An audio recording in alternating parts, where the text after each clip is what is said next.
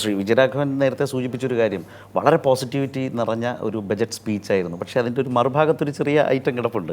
കഴിഞ്ഞ ബജറ്റിൽ നിന്നുള്ളൊരു എക്സിക്യൂഷൻ പാർട്ടിലേക്ക് വരുമ്പോൾ അത്ര വലിയ പെർഫോമൻസ് ഇല്ല എന്നുള്ളതാണ്. ഡോക്ടർ ജമീലയാണെങ്കിൽ മെഡിക്കൽ രംഗത്തിന് നൽകിയിട്ടുള്ള ഒരു വലിയ പരിഗണന അത് വളരെ എക്സൈറ്റിംഗ് ആയിട്ടുള്ളൊരു പുതിയ കാലത്തിൻ്റേതാണ് എന്ന് പറഞ്ഞു. അതുപോലെ തന്നെ വളരെ പ്രാക്ടിക്കലാണ് എന്ന് പറഞ്ഞു. സ്വർണ്ണ മേഖല അടക്കം ഉള്ള വ്യാപാരികളുടെ മേഖലയുടെ ഒരു സന്തോഷം നേരത്തെ ഡോക്ടർ ഗോവിന്ദൻ സൂചിപ്പിച്ചു.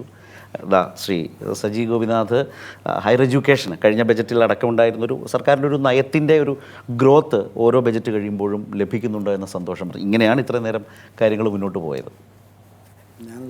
അപ്പോൾ ഇത് കേട്ടിട്ട് ഈ പറഞ്ഞ വിമർശനങ്ങളുണ്ട്. ഒരു ഭയം എവിടെയുണ്ട് എന്നാണ് പറഞ്ഞത്. ഈ കാലത്തിൻ്റെ അദ്ദേഹം പറയുന്നതാണ്. അതെ, എല്ലാ അത്യാവശ്യം നാട്ടുകാരെ ഭയം ഉണ്ടാവുന്നത് നല്ലതാണ്. ഞങ്ങൾക്ക് ആ ഒരു ഭയമേ ഉള്ളൂ. കാരണം നല്ലത് ചെയ്യണമെന്നുള്ളൂ. പക്ഷെ അത് നോക്കി ഞാൻ പറഞ്ഞ ഭയം എന്ന് പറഞ്ഞാൽ ഞങ്ങൾ ചെയ്യുന്നത് നാടിന് വേണ്ടി ആയിരിക്കണം എന്നുള്ള കാര്യമുണ്ട്. അപ്പോൾ അതനുസരിച്ചിട്ട് നാടിന് വേണ്ടിയിട്ട് പരമാവധി കാര്യങ്ങൾ ചെയ്യുമ്പം പൊതുവിൽ കൺസിഡറിങ് ദി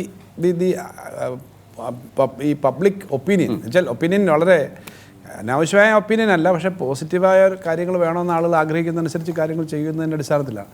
എന്തായാലും ഒരു കാലത്ത് ഇടതുപക്ഷ ഗവൺമെൻറ്റുകളെ പറ്റി വിചാരിച്ചതുപോലെ അല്ലല്ലോ. ഏറ്റവും കൂടുതൽ കാര്യങ്ങൾ ചെയ്യുന്ന ഇടതുപക്ഷ ഗവൺമെൻറ് ആണെന്നുള്ള കൺസെപ്റ്റ് വന്നു. ശ്രീ വിജയരാഘവൻ അദ്ദേഹം ടെക്നോ പാർക്ക് കൺസെപ്റ്റ് തുടങ്ങുന്ന സമയത്ത് അന്നുണ്ടായിരുന്ന ആളാണ്.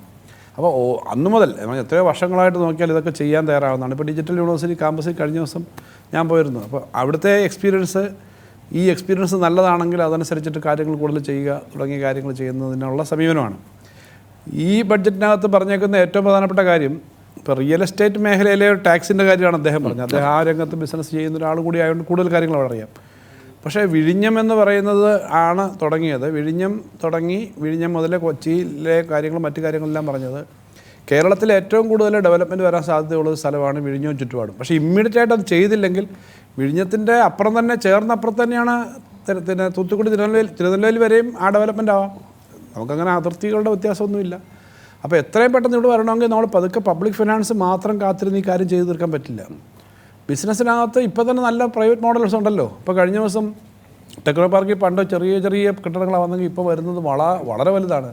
ഇപ്പോൾ ടോറസ് എന്ന് പറയുന്ന ഗ്രൂപ്പിൻ്റെ കഴിഞ്ഞ ദിവസം 15 ലക്ഷം സ്ക്വയർ ഫീറ്റ് ബിൽഡിംഗ് വന്നത്. അവർ പറയുക ഇനി ഒരു 25-30 ലക്ഷം കൂടി പണിയാൻ പോകുക. കാരണം ഇപ്പോൾ തന്നെ അവരുടെ ഡിമാൻഡ് നിറയ്ക്കാൻ പറ്റുന്നില്ല, ആവശ്യത്തിന് കൊടുക്കാൻ പറ്റുന്നില്ല.